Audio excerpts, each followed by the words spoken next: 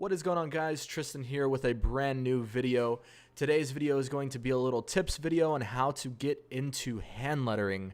The 3 tips are going to be gridding, words to write while lettering, and the third one is a little bit of a controversial one, but it'll get you guys into lettering in no time. So hopefully you enjoy the video, and I will see you guys in the next one. Alright guys, so for our first tip, as you know, we are going to go ahead and grid out our lettering. As you can see here, we are going to sketch out a baseline, a cap height, an ascender, and a descender. You always want to make sure that you're gridding out your lettering, mainly because you want that consistency. You want your consistency to be solid throughout your entire lettering composition. This is mainly important because you don't want any letter forms that are inconsistent with each other. You don't want large groups of white space. You don't want a lot of inconsistent letter spacing. You want everything to flow. And I think this is a great tip for you guys. It also helps with actually getting your letters on the page, getting all of your angles correct, and staying with that muscle memory. So yeah, guys, that is tip number 1, gridding out your process. So now for tip number 2, we are going to go ahead and write out the word minimum.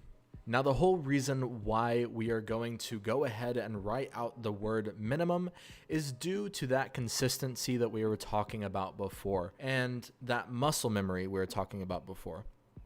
With the word minimum, as you can see, most of all of the up and down strokes are exactly the same. And you might be writing this word hundreds of times on your sketchbook, on a notepad, on a piece of paper, on the back of a receipt. It doesn't matter. But the thing with this word is consistency. It's the word that every letterer starts out with. It's the word that will make your muscle memory perfect for tackling any other letter forms that come your way.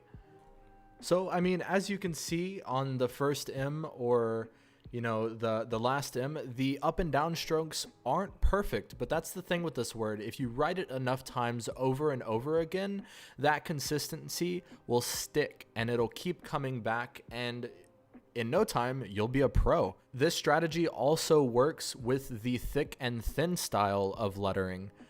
Getting that pressure and that up and down stroke consistent will make it to where you can almost do any other letter form. So to wrap this up, minimum is probably the best word for tip number 2. And guys, now for tip number 3. So as I said in the intro, tip number 3 is kind of a controversial one, mainly because you'll be tracing over other people's work. And now what I mean by tracing over other people's work is solely for inspiration and seeing their techniques, their letter forms, and taking that into your skill set. So taking someone's, as you can see, my work in the background, you guys can go to my Instagram at czdesign, screenshot anything you want, even tag me in it if you go over my stuff, and just show me your progression and show me how you guys are progressing in your lettering skill set. This is mainly just to get the whole I don't know where to start phase out of the way. You do this to kind of get comfortable with those letter forms, to try out new letter forms, and mainly just to create something new. But yeah, basically just go over people's work. It really doesn't matter. In the end, if you're not plagiarizing, if you're not actually blatantly stealing someone else's work, I don't really see the problem. You know, you learn this in design all the time. You know, nothing is original and nothing comes from something. So, you know, go out, screenshot someone's work, draw over it. If it makes your skill set better at the end of the day and you're not, you know, blatantly plagiarizing, I don't see the problem with it. I've always done this. You know, if you see a really nice letter, take a picture of it. You know, if you see something like on a sign that's really cool, you know, take a picture of it. Take it home, throw it in Photoshop, and trace over it. Because really what you're doing is just pulling inspiration and building up your skill set to make your own style. Yeah, guys, that's basically number 3. Tell me, guys, what you think about that in the comments down below, because I'd really appreciate your feedback. I want to make more videos like this in the near future. I have a few other tutorials for you guys coming very soon, so hopefully those will be out over the winter break. I have 3 weeks that I can create content and just have a break.